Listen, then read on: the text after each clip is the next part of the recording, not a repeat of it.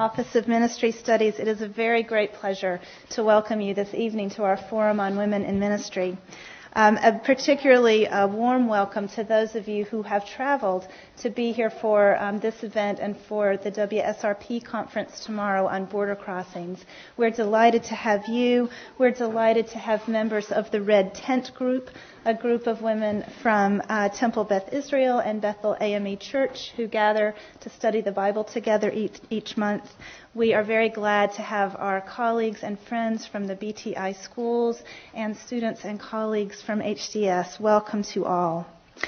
Following this discussion this evening, we'll have a reception laid out in the Braun Room, which is at the end of the hallway, the other end of the hallway, and we hope that you'll be able to linger and meet our panelists and have more informal conversation following this event.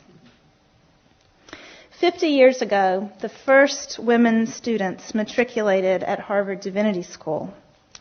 These women, and the women who came after them, made and continue to make groundbreaking contributions to the practices of ministry and teaching and scholarship.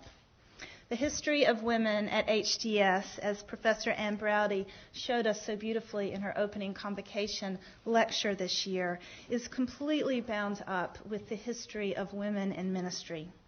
The women who have prepared for ministry at HDS over the years have not only shaped the communities in which they have ministered, but they have shaped the vocation of ministry itself. This afternoon, we will hear from 4 women who have received their degrees within the last 10 years, and in one case, within the last year, and who will bring us a word from the frontiers of the practice of ministry.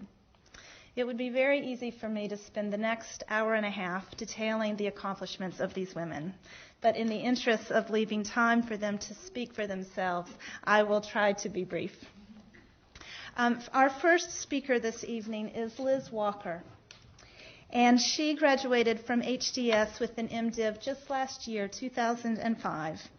She is well known to us in Boston as an award-winning television journalist who, while continuing to bring us news of our world, has also responded to a call to ministry.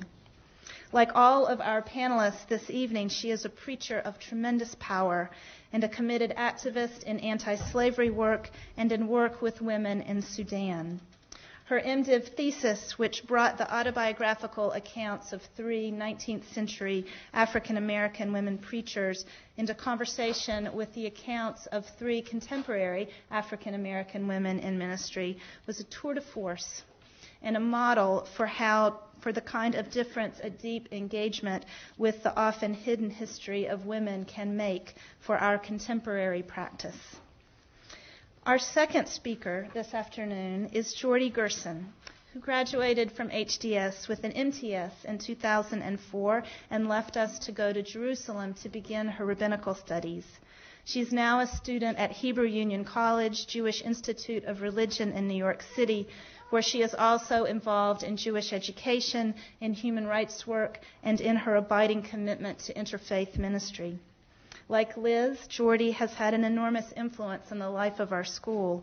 When here, she was a leader in the Jewish Students Association and challenged our community to think more deeply and more honestly about what it means to be a community alive with many religions.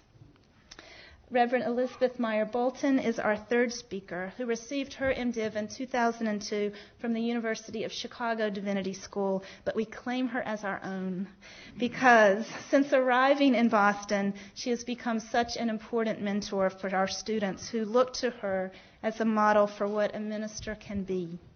She is the pastor-developer of a new Disciples of Christ United Church of Christ congregation. Oh, Gloria, welcome. Hope Church in Jamaica Plain that has quickly become a thriving, diverse community of faith. Open minds, open hands, open hearts is the motto of Hope Church. And finally, and a very great welcome to you, the Reverend Dr. Gloria White Hammond, also a pastor in Jamaica Plain. I don't know what it is about Jamaica Plain. Gloria graduated from HDS with an MDiv in 1997. She is pastor of Bethel AME Church in Jamaica Plain, a pediatrician at the South End Community Health Center, an anti-slavery activist, and along with her co-panelist, Liz Walker, a founder of My Sister's Keeper, a group that supports women in southern Sudan. She is also a dedicated member of the Red Tent Group, many of whose members are here with us tonight. It is a tremendous pleasure for me to welcome all of these gifted ministers to HDS this afternoon, and you with them. Our plan is for each of our speakers to speak for about 12 to 15 minutes each, and then to open the floor for conversation with the larger group. We'll talk together until 6:45 or 7 or so, and then repair to the Brown Room for some food and drink and more informal conversation into the evening. So again, welcome to all of you, and please join me in welcoming our speakers.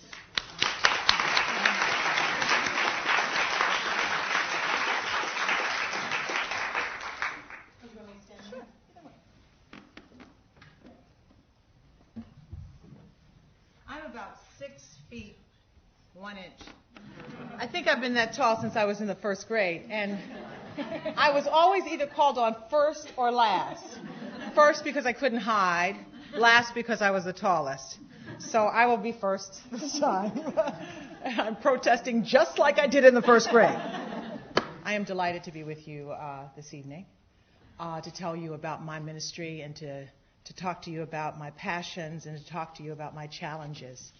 My ministry has been, everything about my call to the ministry has been this whirlwind roller coaster ride. I'm involved in a number of projects, a number of ministries. All of them are exciting, demanding, and wonderful. They are all my challenges. They are all my passions. My call is inextricably tied to my relationship with Gloria White Hammond and with our work in Sudan. I must tell you, I grew up in the church. My father was a minister, a congregational minister in Little Rock, Arkansas. And I made a vow as a child that I would never, ever, ever, ever, ever, ever, ever work in the church. That just would not happen. So I want to tell you, if that's a promise you've made, then be careful. Be careful. Have been a television journalist for almost 30 years here in Boston, and clearly thought that that would be my path to retirement, and that was the only thing I would do. And about 4 years ago, for a number of reasons, a number of things happened. Had joined a church. My marriage had dissolved. I was raising my son alone. Was involved in Ray and Gloria Hammond, who are the pastors of my church at Bethel AME in Jamaica Plain. And both Ray and Gloria felt that I had been called to the ministry. I did not feel that I had been called to the ministry. They were very clear about it. So there were many ensuing conversations with them. And I was ambivalent about it until one Sunday morning in church, in the midst of a service, Reverend Gloria came out of the pulpit. I don't know if we were between the doxology and the prayer or the offering and what have you, but came out of the pulpit and walked down. I sat in the back. That was the kind of Christian I believed in being. The back seats, you can get the information, but get out the door if you have to. And Gloria walked down and met me at my seat and said, "Are you ready to answer the call of God?" And I said, yes, just like that. I cannot explain that moment right now, except for that was the call of God. I can't tell you because it's not rational, it's not reasonable, it's not, do you think about it? It just happened. And my life has changed ever since that moment. I'm going to say that was in 2001. From that moment on, everything changed. I entered the Divinity School. I started the ordination process with the African Methodist Episcopal Church. I went to Sudan. And all of these things kind of happened one right after the other. But it just seemed clear to me that things were changing and life was going to be different. And the more I did, the more I felt it was right. As a matter of fact, when she asked me that question, I felt it was right. And it's just been right ever since then. Going to Sudan was probably the most incredible thing I've ever done. I was reading an article in the paper, in the Boston Globe, and the article was about slavery, 21st century or 20th century slavery in Sudan.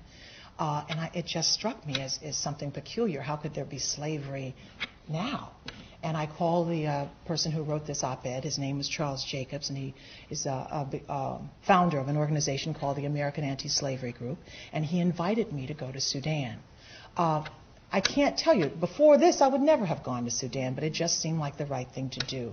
I called Reverend Gloria and Pastor Ray, and before you know it, by July of 2001, we were on the ground in southern Sudan. I tried to get my news department to do a story. They weren't interested in doing a story because they decided that this was an international story and we were a local television station. So I bought my own camera and I took my little Canon GL1 over and shot my own video. Everything about Sudan is unbelievable. There is a genocide there. There is slavery there. There are people who are displaced there, millions of people. But even so, I thought that this was a one-time opportunity to do a story and leave. That was in 2001.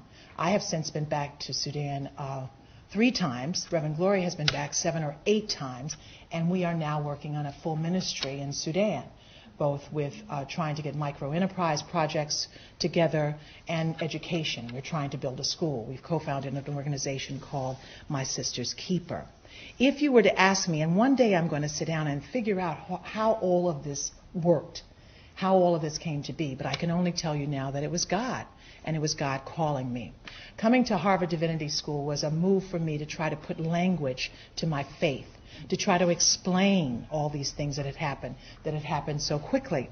And this particular experience here was wonderful because I learned to read, and I did learn to look at how other people describe their faith. But I still am speechless as to tell you exactly how my call happened. But I can tell you that the ministry for me is the best thing I've ever done. It is feeling like you are where you're supposed to be and doing what you're supposed to do. And I can say that after 30 years in the media and thinking that was it. But there is nothing quite like what we are doing now. Of all these projects, the Sudan project, the Red Tent Interfaith Bible Study project, all of them have been these exciting kind of forays into new territory. I think my biggest challenge as a minister is actually dealing with the traditional aspect of ministry. I love the mountain experiences, going to Sudan and talking about human rights and dealing with slavery. I have trouble in the pulpit. I have trouble with pants in the pulpit. I don't want to put a dress. I don't want to wear a robe. So I really have to work on that part of my ministry, the cosmetic things, the superficial things. But as I grow in my ministry, I realize that that's all about submission, not to the church necessarily, but to God. So I have to work out that part of my ministry, being a part of the church and the body. I see the church out in the world. It's the church in the building that kind of bothers me. If we could just stay on the mountain, Jesus, I would be fine. But if we have to go down here and deal with these people, I got a problem. If I could just be with Moses up there, it'd be all right. It's down here on the ground that I seem to have a big challenge. My passion, I believe, is telling stimulating stories, and I'm just kind of coming to that reality. This camera that I took with me to Sudan back in 2001 has I've shot all this video on Sudan and all these stories, and we've talked to all these women who've been through all these experiences, which Gloria, I'm sure, will tell you about. And I have all this video. And now what I'm trying to do is put this all into one big story. Because I believe God has called me to do what it is I do. And that's a kind of a revelation for me. Because I thought I would have to stand in the pulpit and that was all I was supposed to do, is try to be like my father. And of course I can't be like my father. I can't even fit in his robe. I put on his robe and it didn't fit. And so it's all been this kind of a struggle to figure out that God called me to do what it is that I do. and to be bold and unashamed of what it is that I do. And so that's where I am now with my ministry. It's feeling comfortable in the role that I've been called to do. There is so much to do in this world that I think learning that you can minister all over, every way you can, is the word of wisdom that I would leave with you. Lately, my biggest challenge has been focusing. I have not met an idea or a cause that I do not want to work on or join. Whatever you call me to do, I usually end up doing. And that becomes problematic because I do believe you have to focus. But it is so exciting to sense the joy of my faith. And that's where I am. A lot of that has to do with learning that the basis of my faith is about relationship. Again, another challenge for me. There's a story, of course, in the New Testament about the sisters Mary and Martha. And one wanted to sit at the feet of Jesus, and the other wanted to do the busy work and fix dinner, and I'm the one who does the busy work. And it's in relationship with my God, relationship with the creation, relationship with the world that I am really finding my faith. So that's what I would leave with you as the other word of wisdom. And whatever faith you practice, it is about how we connect with each other, I think. That is the important part of it. That's why the interfaith work is really important to me, because it's about developing these new relationships and seeing how they help me learn about my faith in learning about other people and how they practice their faith. I did my senior thesis, as Dr. Stephanie told you, on 19th century black women preachers. And what I learned from them is that they really had to overcome some incredible obstacles to demand a place at the pulpit. Jarena Lee, who was the first woman preacher in the African Methodist Episcopal Church. Zilpha Elaw was one of the most widely traveled self-appointed black female missionaries in the 19th century. Julia Foote was a 19th century feminist. But all three of these women had to overcome odds and had to learn about themselves and find their own voices. So that's what I'm about the business of now, is finding my own voice. I read this quote by someone by the name of Eugene Peterson. I don't know who this person is, but the quote says, "Our greatest need as humans is not necessarily communication, but communion." So it is in finding my own voice that I now can not only talk, but listen to other voices, and through those voices gain relationship. And that is the lesson I leave with you, that whatever you are doing, relationship, connection is just about the best part of practicing my faith. Thank you.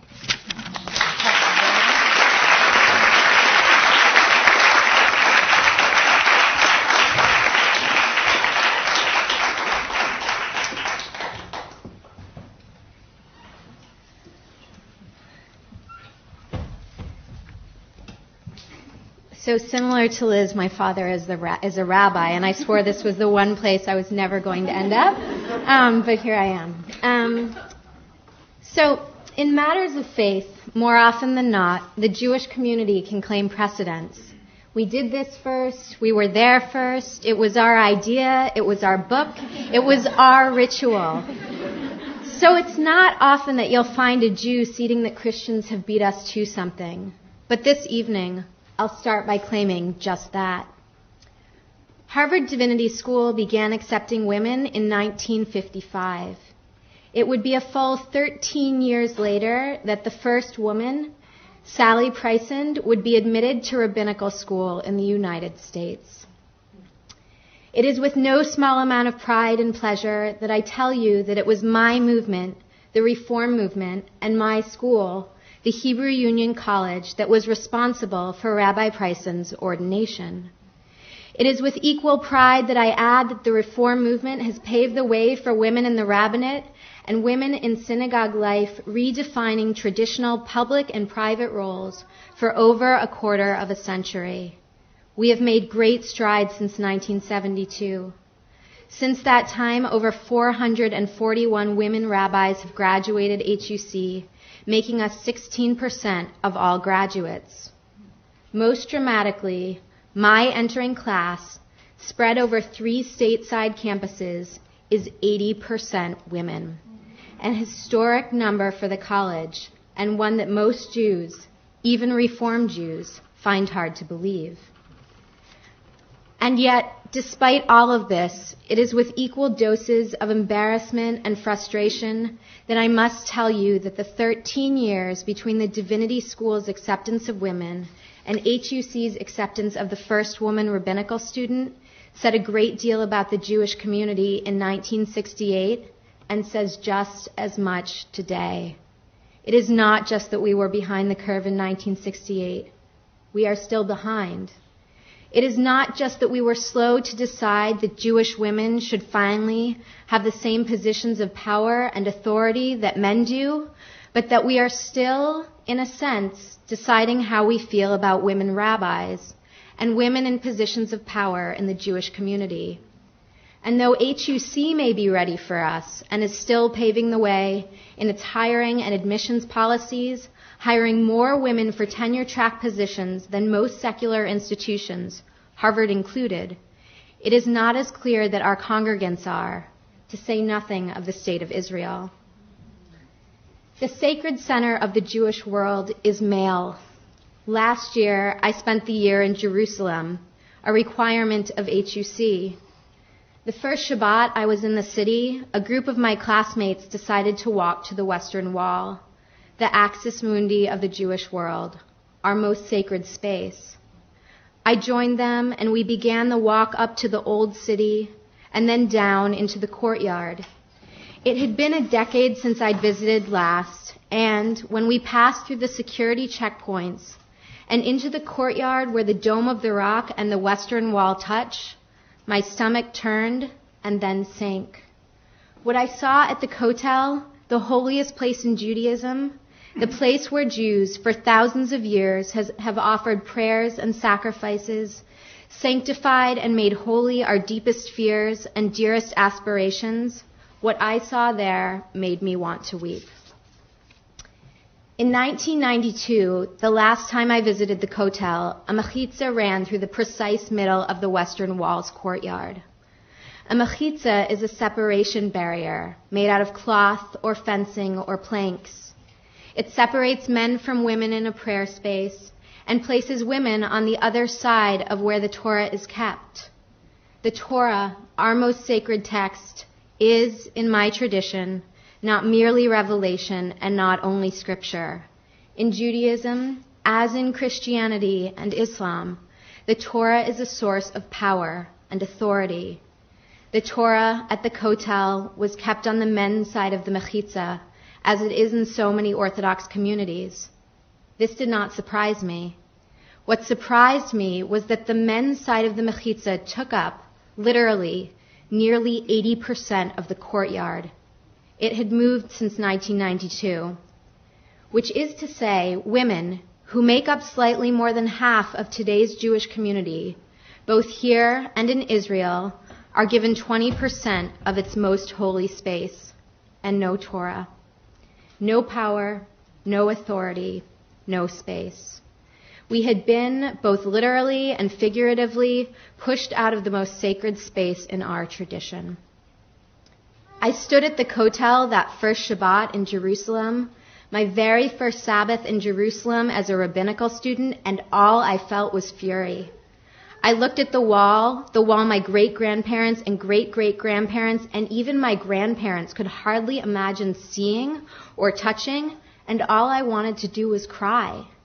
I stood there that evening dressed chastely in a long skirt and wrapped in a shawl so as not to offend the Orthodox men who lay claim to the Kotel, and I wondered quite seriously if we have actually left the shtetl, or if we have been so marginalized and so ghettoized and so exiled for so long that now we cannot help but do the same to one another.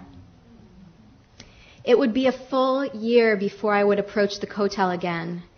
It would be at midnight when the courtyard was empty, and it would be with a group of my female classmates, and it would be our very last Shabbat in Jerusalem. Together, as a group of 8 women, we left our Shabbat dinner and walked through the empty streets of the old city at midnight, singing to each other as we walked to the courtyard. We sang psalms, we sang folk songs, we sang loudly in harmony with women's voices that are still considered in some Jewish communities lascivious. We sang as we walked through the narrow white stone streets of the old city, sang our women's voices up to the windows of the old Orthodox rabbis who didn't want us there, and we did it with our hair uncovered and our shoulders bared. By the time we got to the kotel, I had almost forgotten that it was not really mine. I had forgotten, and so I approached the wall and leaned against it so that it held the weight of my body. I pressed my forehead against the stones, my hands, and I thought for just a moment that I had come home. But then I came back to America. I had anticipated that being a woman training to be a rabbi would be easier here. In some ways, I was right. In others, I was only hopeful. Back here in America, even as a mere rabbi in training, I have become, whether I like it or not, a symbol of the Jewish community. I am a public figure, and so things that I have long considered private, like what I wear and how I look, are now a matter of public concern. Perhaps if I looked like a symbol of the Jewish community, none of these things would matter. Perhaps if I was balding and had a beard, no one would care. But I don't. My new role carries with it the baggage of our patriarchal history and the weight of that baggage. My mere presence, even in a progressive context, makes many young Jews uncomfortable. They simply can't or won't equate the word rabbi with my body and my gender. After performing Yom Kippur services this year, on the holiest night of the year, Kol Nidre, one of my congregants approached me afterwards to tell me what a lovely service it had been and how moved he had been. And then he hit on me. I grew up on a healthy diet of Ms. Magazine and Free to Be You and Me. I grew up with feminist parents and a mother who told me I could do anything I wanted with my life. She told me that someday, if I wanted, I could be a woman in a position of power and authority. And I believed her. I still do. But there are congregations and congregants I know now that will never be comfortable with placing so much power in the hands of someone so feminine, so female. My class, as I mentioned earlier, is 80% female. The leadership of the Reform movement is troubled by this, and the potential outcomes of the feminization of the rabbinate are frequently discussed. I have heard the opinion expressed by Jewish leaders in influential positions that too many women in leadership positions will dissuade Jewish men from becoming involved in the Jewish community, and that the female attraction to religious leadership is dangerous for the community, deeply dangerous. Some of these same leaders have explicitly stated that the predominance of women in leadership roles means that men will no longer want to be involved in Jewish life for so long a male provenance, and that, if that happens, men, who they say control all the money in the Jewish community, will stop giving money to Jewish organizations, which will not survive. If their predictions are true, then there is no future for the Jewish community, and our long imperiled tradition will at last succumb, not to anti-Semitism, but to Jewish women.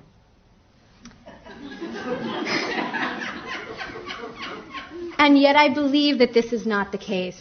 I believe that our best hope for survival is in our inclusion rather than our exclusion. I believe that my presence and the presence of my female classmates is reinvigorating and, yes, changing the Jewish community, but for the better. Judaism, despite its attendant and deeply rooted sexism, has always been passed matrilineally, through the blood of mothers, through the bodies of women. Feminist theologians have long joked that this is like passing on the trait for colorblindness. Judaism is passed through the mother, who can never get it for herself. I want to believe that this is changing, and that the Judaism which has so long been denied us can now be ours. I want to believe that women like Rabbi Sally Feinstein, the Divinity School's own rabbi, are paving the way each day, changing the progressive Jewish world in ways small and large. I hope that our presence in synagogue boardrooms, sanctuaries, and in Jewish schools and organizations will translate into institutions that are more family-friendly, more singles-friendly, more gay and lesbian-friendly, less impersonal, and less concerned with the size of congregations and the bottom line. I hope that female bodies in pulpits will change, with enough time and work, the traditional image of rabbis, and that traditional Jewish attitudes towards women's bodies as objects rather than subjects, as property rather than personhood, will be transformed. I hope that I and all female rabbis will someday feel comfortable with the confluence of our sexuality and spirituality. And I hope that someday the mechitzot in our communities will come down and we will find ourselves face to face with one another, as women, as men, and as Jews. Ken Yehi Ratzon. May this be God's will, and may it be ours as well.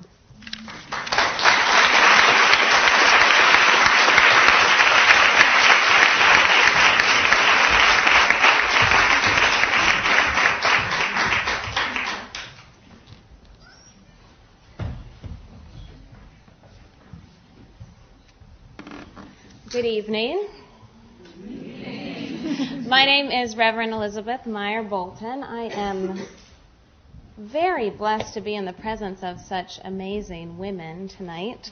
I was thinking about that scripture that says, early in the morning on the first day of the week, the women went out to the tomb with their spices and their soaps to wash Jesus' body. And they got there and they were asking themselves, who will roll away the tomb? They weren't asking, do you think we should get Andrew or Peter to roll away the tomb? They were asking each other, which one will roll away the tomb, which will roll away the stone?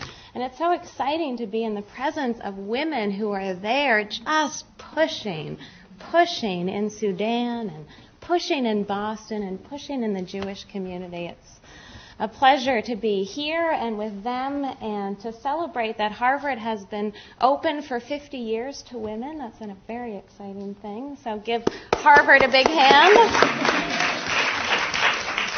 As I said, my name is Reverend Elizabeth Meyer Bolton. It's like an AA meeting. My father was a preacher. We were the first to get there on Sunday and the last to leave.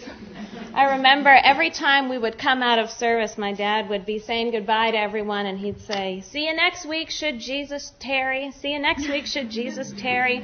And then he'd get into the car, and he'd hold the steering wheel, and he'd have this big sigh, and he'd say, oh, one day closer to the kingdom. And now I understand my father.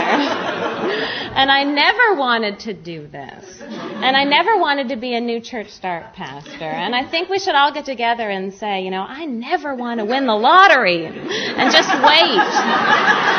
Just see if it happens. I'm going to start saying that. I grew up in the Christian Church Disciples of Christ. The story they tell in the Shenandoah Valley in Virginia is that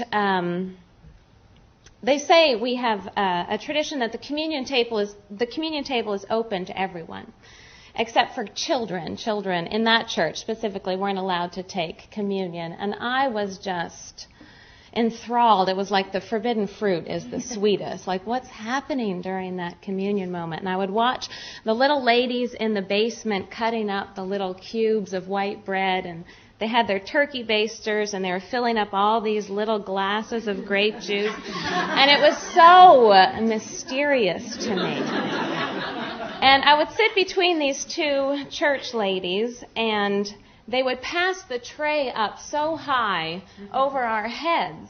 And I was just desperate to taste this communion thing, just to be involved.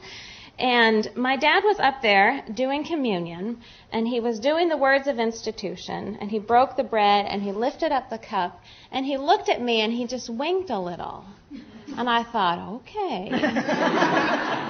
this is my chance to take communion. And so as that plate went by, this is what they say in the church, is they saw from behind these little hands shooting up and taking the brass edge and pulling it down. And then just this shower of those little white cubes down everywhere. And that's been sort of a guiding story, just the reaching up for God and pulling down and being so surprised at what falls down. So I've had church in my bones as a young baby, never thought I wanted to do it, never went to church when I had a choice. After I graduated from high school, after I got into university, never went to church. After I graduated from university, I became a global mission intern for the United Church of Christ and the Christian Church Disciples of Christ, and they sent me to Port-au-Prince, Haiti. And if that's not the place to be converted, I don't know what is. It was an amazing and shattering experience for my, 23-year-old self being in Port-au-Prince. And it was to watch the church function there was so similar and so different than anything I had ever experienced. Just the way they read the Bible and read the Exodus story and read about this God who became flesh and who became poor and who preached good news to the poor. It was just to be in church in downtown Port-au-Prince, Haiti, and just watch people feasting on the Word of God and how it became their bread and their sustenance. And it just stood them up straighter. And I remember being on Easter morning in Port-au-Prince, Haiti, at Pastor Manicuse's church. And I had showed up early, because I was, from this world, and I was early for everything. And so I showed up bright and early, and they were just getting ready for church. And all mayhem had broke loose in the pastor's household, and the kids were running around. And Pastor Manicuse, it just felt like Easter morning at my household. It was so familiar and so different at the same time, and the kids were running around. And Pastor Manicuse said, "Kids, give me a break. It's Easter morning. Jesus is raising from the dead." And there was this hush, and the kids were just all straight and sturdy, and they totally sharpened up. And then we had Easter worship in Haiti, and it was just this aching familiarity and this completely different world. And I had no idea that this world in Haiti existed. It hadn't existed for me before. And so I had this sort of conversion experience, and the scales fell from my eye, and I wanted to think about evil and suffering and this disparity of rich and poor and liberation theology for the first time. And so I went to the University of Chicago, and I thought I would just do a master's in religious arts, but I got sort of turned into the MDiv program. And Stephanie was the ministry director there, so we knew each other well. And I was in my placement in my second year, and I was presiding at a funeral in Oak Park, and I was reading the grass withers and the flowers fade, but the word of God stands forever. Or I was reading about the resurrection of the body. And this old lady had died, and I was presiding at her funeral.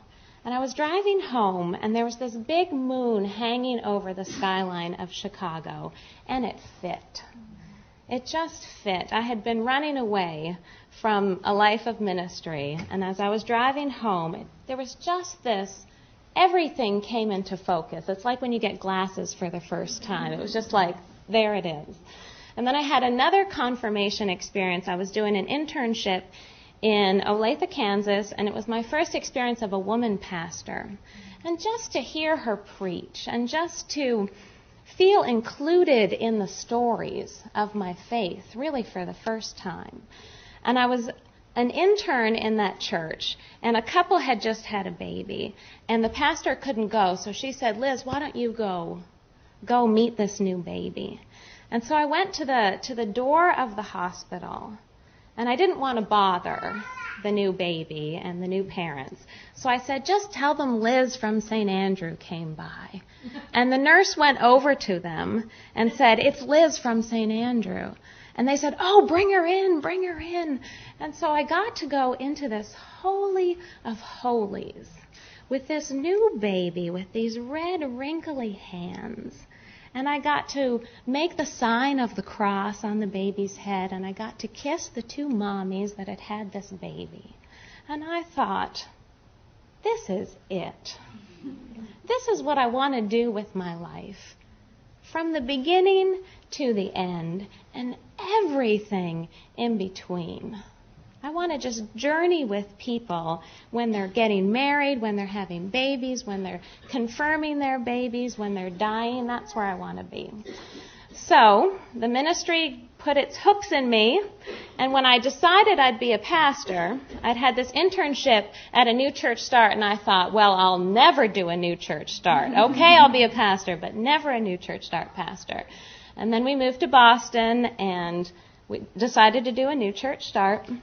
Even though 80% of new church starts are supposed to fail within their first 2 years, we decided to step out in faith and go for it. And I think we're 3 years old. We started in 2002. We had 60 people at the first worship service. And then at the next worship service, we had 20, and 11 were a visiting choir. So we had a strong core of 8. And week after week and little by little, we've got a core that is growing and shining, and it's just really exciting to have new babies born into our community and to have weddings, and it just fits. It's like putting on those glasses and everything just comes into focus. And there's been challenges along the way, balancing life and work, taking on a traditionally masculine role, especially new church start, tends to be a sort of kind of a boy thing to do.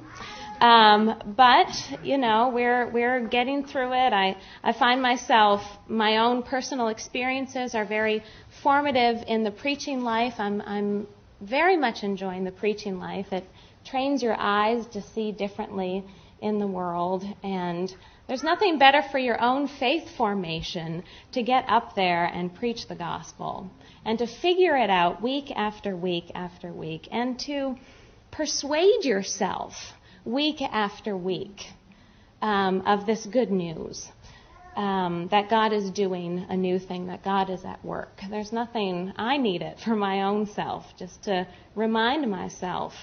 And so I know my people need it too. And I think that's all. That's all I have to say. Although you're invited to worship Sunday evenings at 5:30 in Jamaica Plain.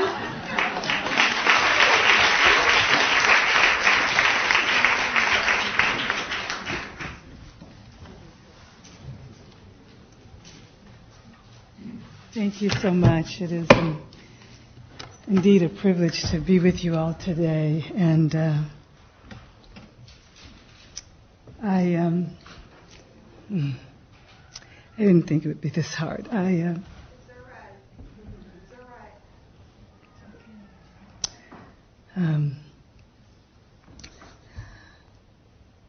right.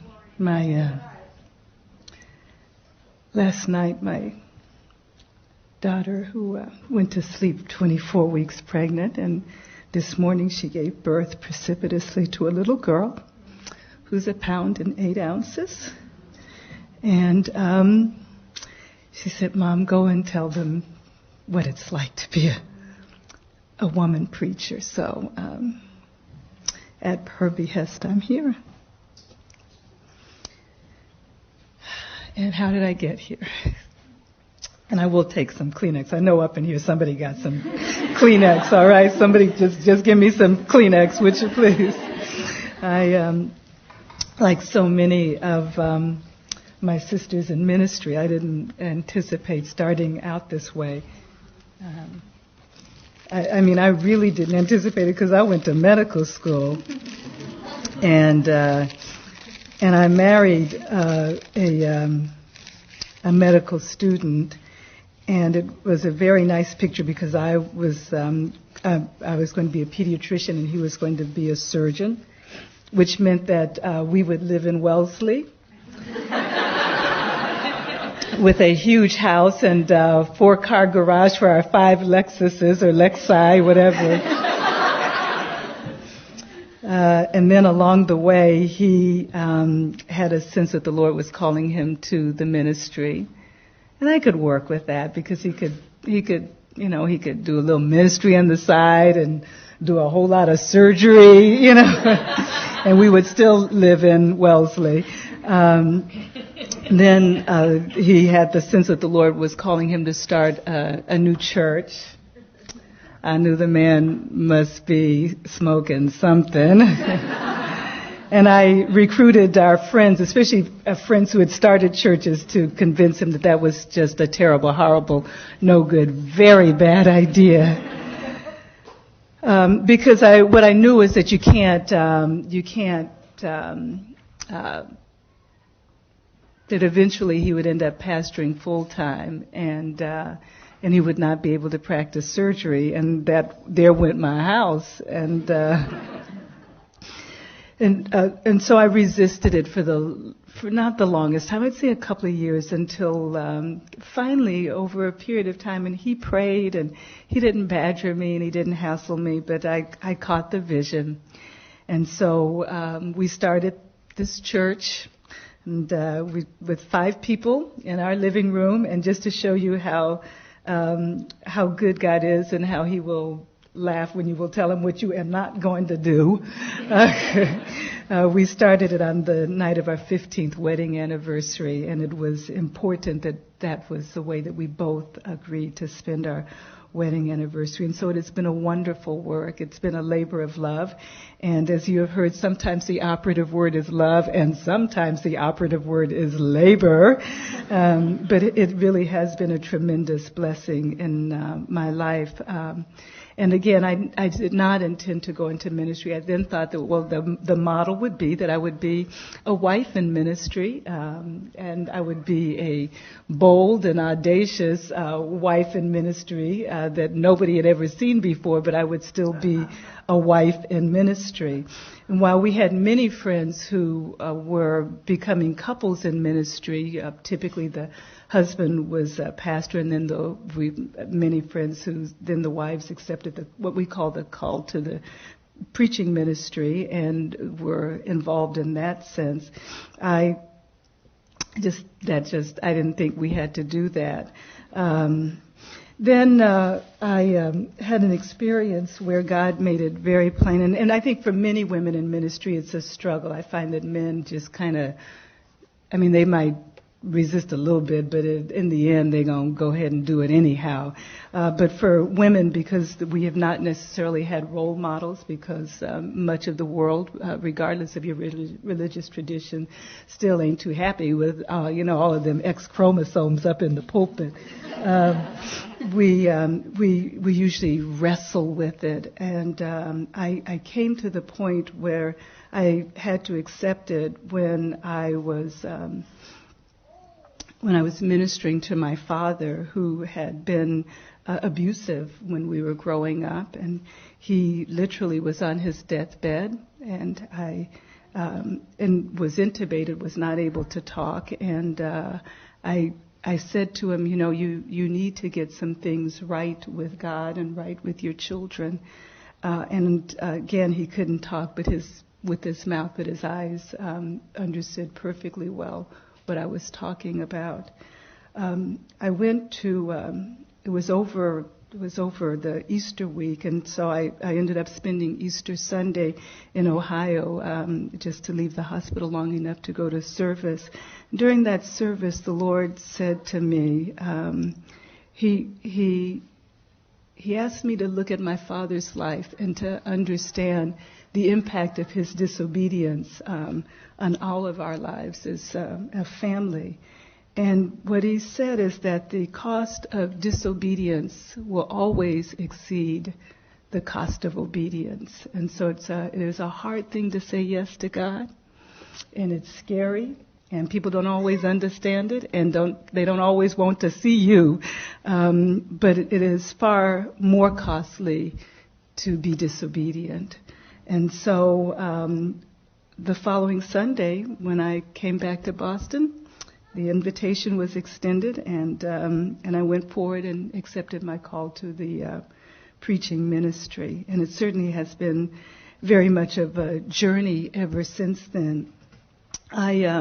I've had to become comfortable with the skin that I'm in, and much of my ministry has been what I would call an apostolic ministry. And if you understand the notion of that, in the New Testament, the apostles were the ones who were laying down new works. And when you look at their lives, it was never a comfortable thing to do. There were lots of times when people didn't understand them.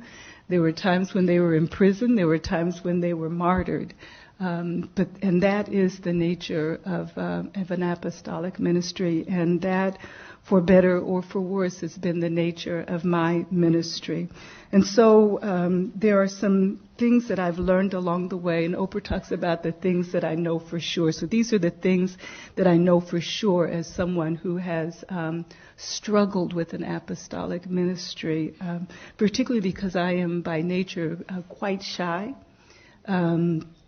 It has been hard for me to stand up and speak and do these sorts of things, and so it's been hard to accept this mantle. But what I have come to understand is the importance of being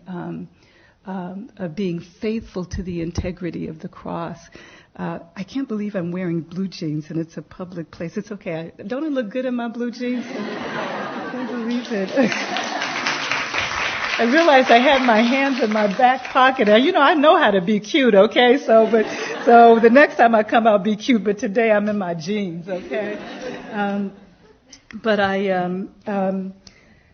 The cross has two axes, and it's the vertical and the horizontal. And you'll recall that at some point, one of the men, and it's always these brothers, be coming to Jesus and wanted to know of all of those commandments which ones were the most important. And of course, it's the whole notion of loving the Lord with all your body, all your mind, all your spirit, and then loving your neighbor as you love yourself. And I have learned over the years that the only way to do this thing is by being faithful to both of those. So it's been an ongoing work to be faithful and disciplined in my relationship with God. I am a praying woman. I'm a praying woman. I'm a praying woman. I'm a fasting woman. And you want to know where I learned it best? I learned it at Harvard Divinity School. Now, I've been through a lot, right? I've been through medical school. I've been through residency. I have been in practice, and I always thought I was, a woman of faith. But when I came to this seminary, man, I'm telling you, I became a woman of mad faith. And so if the only way I could do it was I had classes on 2 days. I came to this seminary because I could do my classes on 2 days, because Monday, Wednesday, and Friday I saw patients. So I only had Tuesday and Thursday to do classes. So I didn't go no place else because I knew I could figure it out here. And Tuesdays and Thursdays were the only days that I fasted and prayed the whole time that I was here. And I was so much more efficient. When I graduated, I went out and stopped for a little bit, didn't do my fasting and praying with quite the discipline, couldn't get all my stuff done. So I am a woman of who believes in the power of fasting, prayer, and the study of God's Word. You want to be a great preacher, be a great student of God's Word. I've also understood the importance of the horizontal relationship, and for me in particular, it has been my woman friends. My husband is a wonderful man. I just let the record reflect that she said her husband was a wonderful man. And there is nothing like having a sister for a friend, having a sister who can pray your way through, who can keep your back. And so I have said that collectively it is the women in my life who have been the wind beneath my wings. And it is a diverse collection of women. So you've heard us talk about this this red tent group that we have, this partnership with our Jewish sisters, and it has been a rich interaction. We have found our way. We are still finding our way.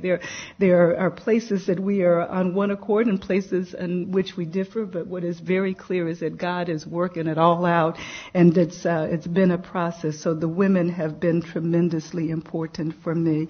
I've also come to understand that the power of God's redemption is most clearly manifested in the hearts and minds of women. I mean, I'm not saying that men can't do it, but when you think about God's being able to take someone where they are, to meet them in what I call the ground zero of your soul, and tenderly pick through the rubble to find the essential elements of who we are, and then gingerly put them back together again to make us into whole people. I think that is most accurately reflected in the relationships and the nature of women and our capacity to meet people where they are and accept them for who they are, to join hands with them and together walk to the place that they need to be. And there's been no better example of that than my experience in Sudan.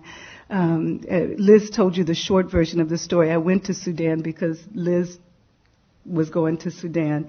She was going to be the only girl to go to Sudan, and if I didn't go, so I didn't want her to go by herself, so I went. And along the way, God said that would be my work, and so she shared. I don't even know how long I've talked, but anyway, along the way, God said that would be my work. I went initially just out of a girlfriend thing, and my husband was going to go. I had my prayer partners praying that God would give him a fresh revelation, because it's not that I minded going to Sudan. It was just a really, really bad time. It made no sense. The man again was smoking crack, and so I went fussing and fighting the whole way. And at some point in that first trip, and again, Liz has talked about a little bit about the slavery that and the freeing of slaves that we had been involved with. At some point along that, during that trip, God said to me that this would be my work. It made absolutely no sense, but that's what God said. Most of the people who had been enslaved were women and children. Hadn't realized that until I showed up. I remember another kind of confirmation in retrospect. I was looking for a woman to translate for me. They said there were no women who understood English and Dinka. She didn't exist. I said, God, I know that there's going to be a woman who's going to more sensitively translate than what these brothers could do. The very next sort of redemption, there was a woman there who spoke English and Dinka. Her Sudan name was Achol, and just to show you again how good God is, her Christian name is Gloria. So she has been the partner that we have worked with over these years, and again, we've traveled into Sudan now a bunch of times. In southern Sudan, just came back in December, traveled to Darfur a year ago. And these are the things that I know for sure. I know that this is a hard work, and again, it's a lonely work. But these are women who have endured unconscionable abuse, and I have come to understand that it's that there is a culture in this world that allows violence against women to operate with impunity. And so it's not only about these women in Sudan. When people say, well, why do I need to care about, because the reason you need to care about the sister in Sudan is the same reason you need to care about the sister in Cambridge who's experiencing domestic violence, or the wives who are being burned in India, because it's the same demonic force. And so to stand up on behalf of the women in Sudan is to stand up and say to perpetrators of violence anywhere and everywhere, no more. We will not back up. We're not going to get up. We won't give up. We won't shut up until every woman and girl across the planet experiences the power of God's redemptive love. So I'm speaking out and standing up, and this is now an advertisement. I just yesterday became the national chairperson of the Million Voices for Darfur campaign, www.millionvoicesfordarfur.org. We will be collecting 1 million postcards, which will urge President Bush to provide enough soldiers, a multinational peacekeeping force of sufficient strength and quantity to actually protect civilians in Darfur. And on April 30th, we will be going to D.C. In a rally. It's a Sunday, and so I'm going to invite you to come. Y'all just show up. Y'all show up, so that again we can demonstrate the power of God's redemptive love. And pray for me, because I'm out here all by myself. I don't be knowing these people. I don't know how this works. I have been thrust into this position of leadership, and I need y'all to pray for me. Pray for me, pray for me. And so next Tuesday I'm going to Don Cheadle's house for a party. That's right, I am. I'm on my way to L.A. I don't even know who it's a Grammy party, so I don't even know who those people are who be singing, but I'm on my way, and Gloria in her natural would be totally scared, but Gloria in her spiritual say, y'all need to listen to me because I know what I'm talking about. So pray for me.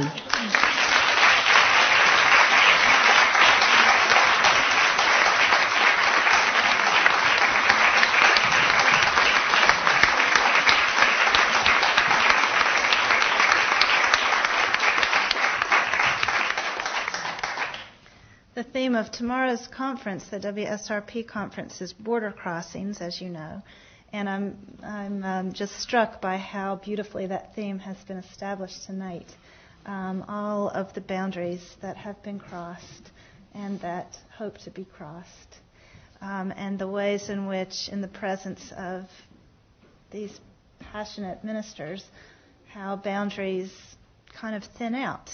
And those invisible connections that connect a woman in Sudan with a woman in Cambridge, that connect Jewish women and Christian women, that connect 19th century African American women preachers with 21st century African American women preachers, that connects Jamaica Plain and Cambridge, Massachusetts, are illuminated. And we are so grateful to the four of you for sharing with us tonight, but most especially for the work in which you are so fully and lively immersed. We have time for conversation with our panelists, so I open the floor to your questions, your responses, your comments, please. Yes? Reverend Doctor, I'm tremendously moved by your work and your words, and I would love for you to elaborate on what you mean by the saying demonic forces. How are you using the word demonic? Well, obviously I'm drawing from my own sense of theology, in the sense that there is an evil force, and that's pretty much it. That there is a force of evil that influences us to do things that are bad, and so operating with that sense of theology, I have a sense that there is that same force that operates around the world, that I think, quite frankly, knows no boundaries and is not confined to a particular people. It's something that influences people to do the wrong thing, and I think that's a part of what's, again, driving the violence against women. So then would you say that God in this way is in a battle with evil? Yeah, that sounds right. I can't even say that I'm operating. And yes, I don't even know if God is. If I'd say so much that God is in the sense that the image that comes to me where God is two people are fighting and that God is fighting evil so much. I think that that just as there's God and with whom I equate love, that there's also this evil force with whom I equate evil, and the battle is really more in us and trying to figure out which way we're going to go. That there's this ongoing battle between doing the right thing and not doing the right thing, and so I can't say so much that I see God actively engaged in that as the fact that there are these two forces, and most often we're the ones who battle it.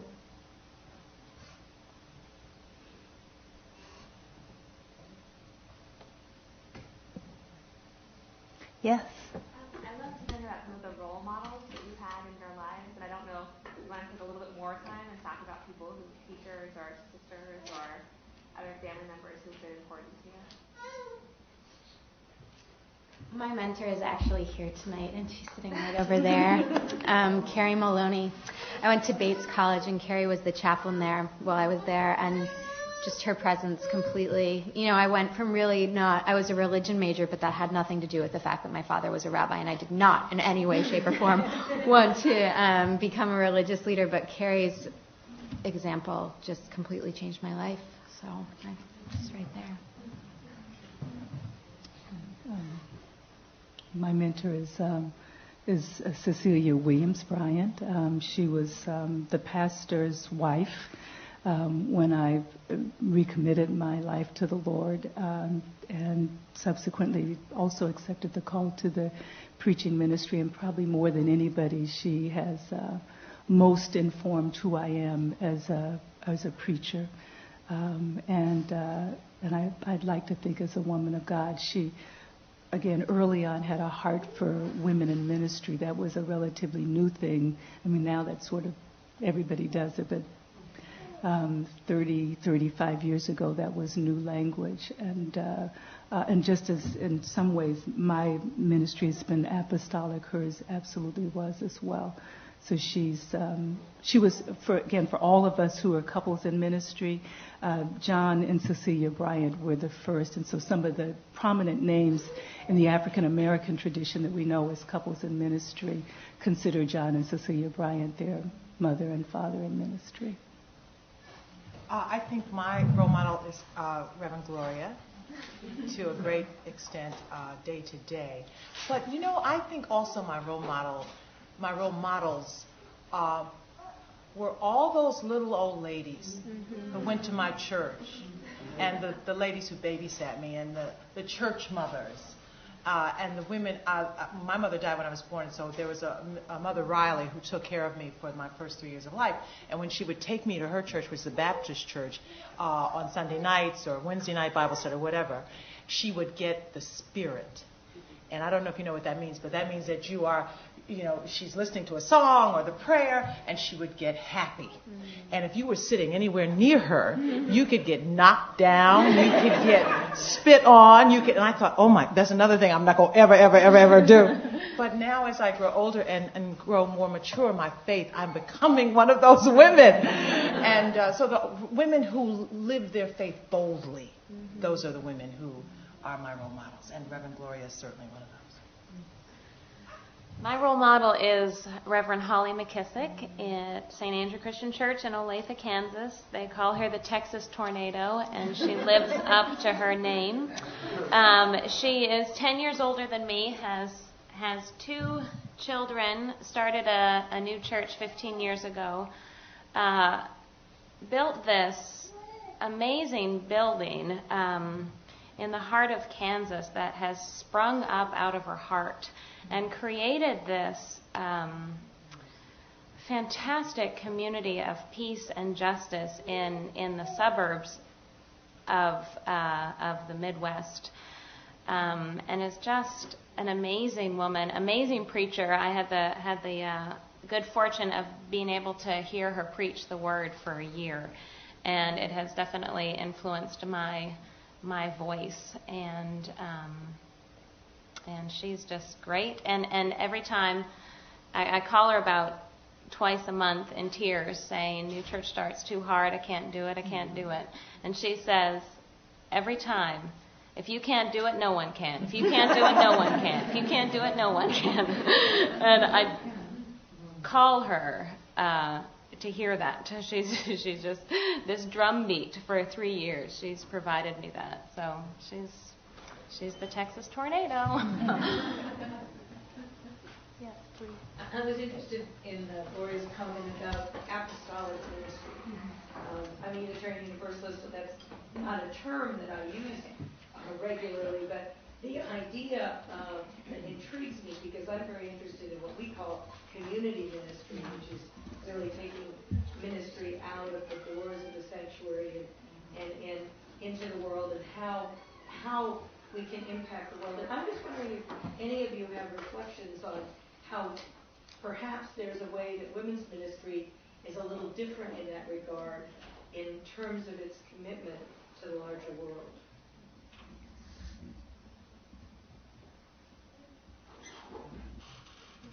Oh.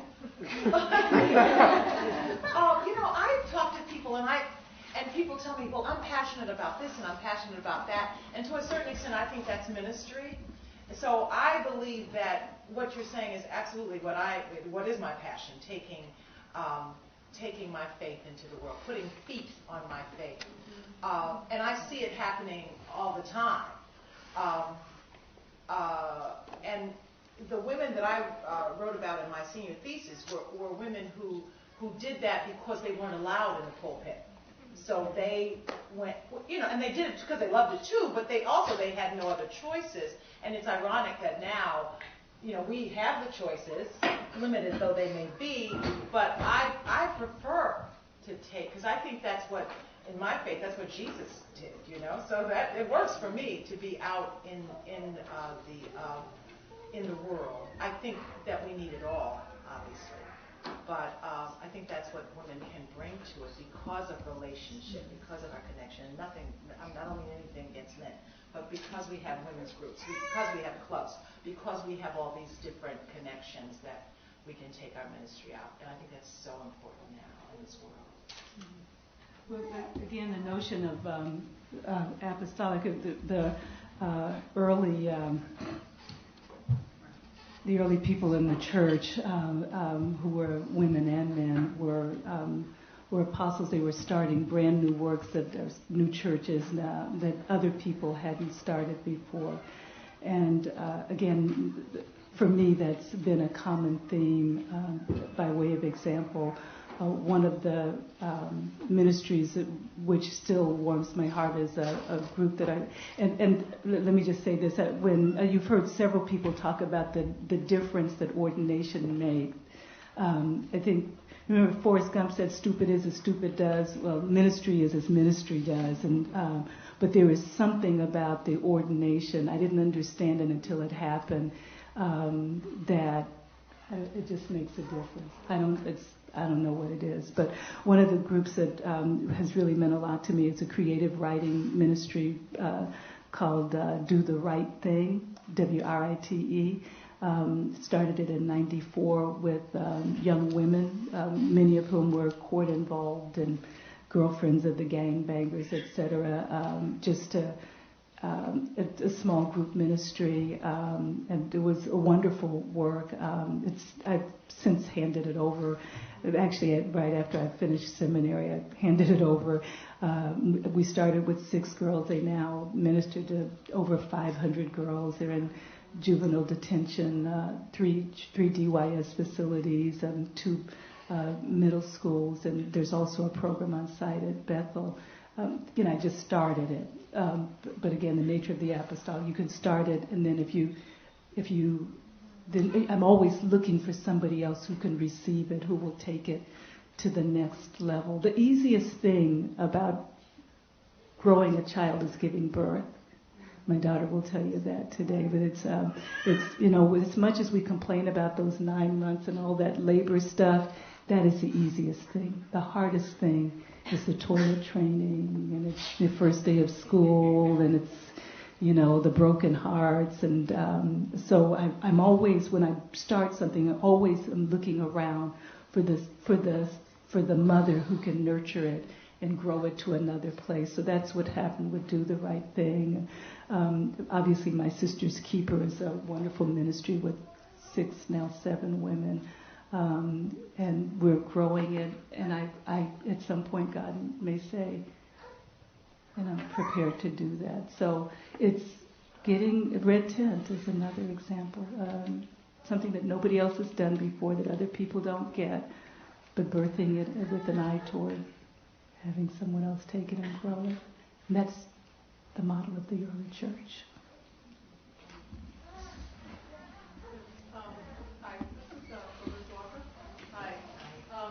Didn't you participate in the first From All Walks of Life, the AIDS project years ago? Yeah. 100 years ago? That's only because I'm getting old. Is that what you mean? Yeah. I was so impressed with that because at the time there's such a stigma attached to it, and you took the risk and you went out there and you associated your name with it. I never thought of it as taking a risk, but I appreciate what you're saying. And I think that right there, that was the beginning of your ministry work.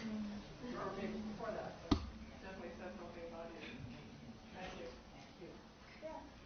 I would be interested to hear more about the Red Tent, how that started and what's going on. And I'd just like to hear anything you can say about it. The Red Tent is now in its 3rd year. Where are the Red Tenters? Where are we? Okay. There we are. These women need to be applauded because they are tremendous women of faith, because everybody said yes, they never did anything like it. We began 3 years ago. A dozen women from Bethel, a dozen women from Temple Israel.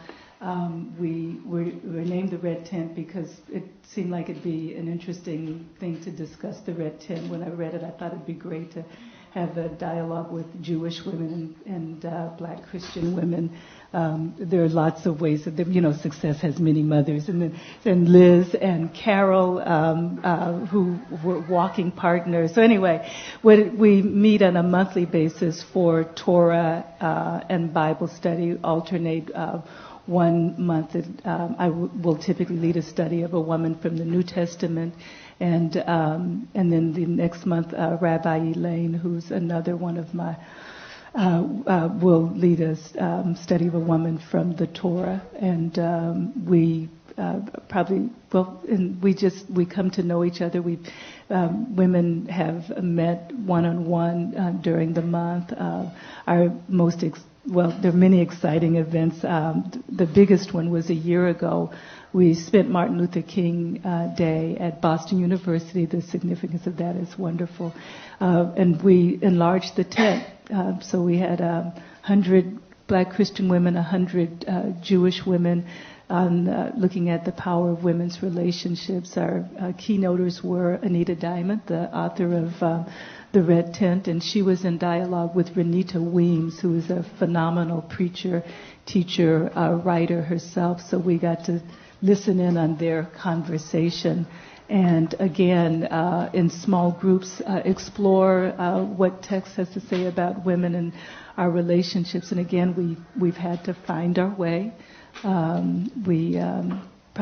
me, one of the most exciting times is when we looked at the story of Sarah and Hagar, wondering about that from the perspective of the white mistress and the black maid. We've had to sort through some of our race stuff. And we've sorted through a lot of stuff, and and again, we have grown. So we started it as kind of an experiment. Let's see what happens, and we're into our 3rd year. We've worshipped at each other's congregations, and we've discovered that sisterhood is a rainbow kind of experience, and so there it is. One more question for our panel? Yes. I have 2 questions. How do you sorry, I can't resist. I coordinate Utah Women's Ministry, and I'm here as a Merrill Fellow. And I hear the same patterns and themes and comments, among you and among other women in ministry, including myself. We have similar patterns and struggles. I wanted to ask you, how do you find yourself working with the men in your traditions? How would you describe your relationship with those men in concert? And that's been a little bit covered, and we kind of covered that with the Jewish tradition. And the other thing I wanted to ask is how have you found that empowerment? You all talked about moving into the role, moving into the space, finding your voice, moving into that new skin attitude. What was the greatest single factor in really finding your empowerment to be able to live your faith and live your ministry?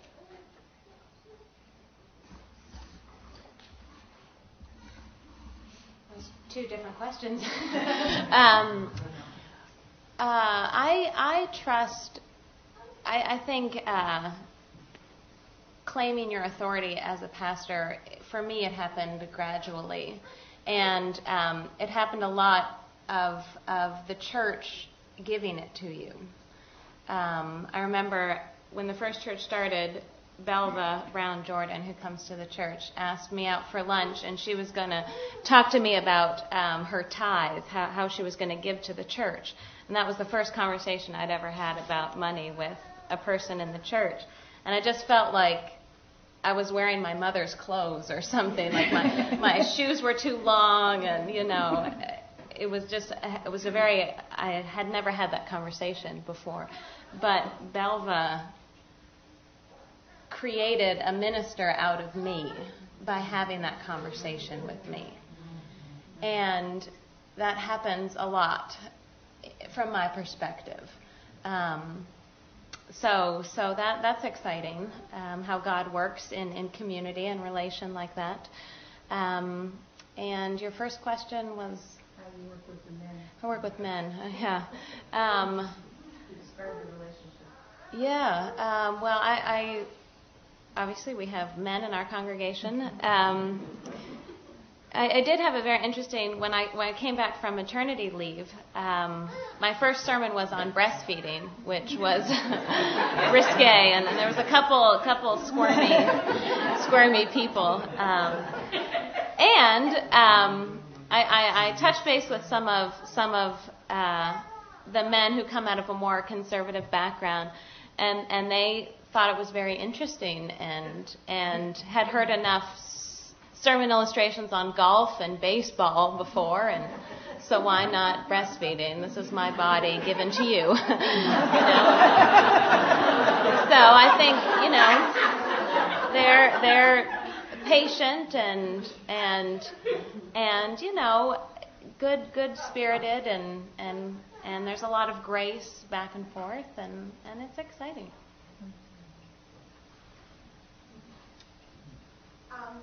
Being under Reverend Gloria's pastor, I just wanted to say, on the day that you became a grandmother, that you have exemplified all the things that you talked about not shirking and keeping your word and moving through hard times.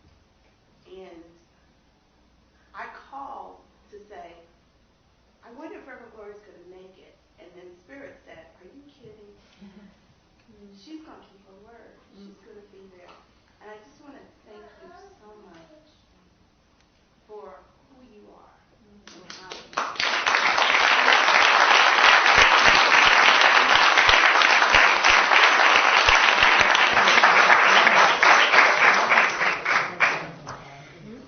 Students who are in the MDiv program currently will know this phrase, the art of arts. We read an old book in Intro to Ministry Studies called Pastoral Care from the 6th century, in which the author says, ministry is the art of arts because human beings are so complex, because the world is so complex, because even when we're trying to be good, our virtues mask our vices, because some of our wounds are very visible and some are so hidden we can't even see them ourselves. Ministry is work that can bear the whole weight of who we are. And done well, it asks everything of us physically and emotionally and spiritually, intellectually. And these ministers, I think, have exemplified that, the art of arts. And we are so grateful to you all. Thank you so much.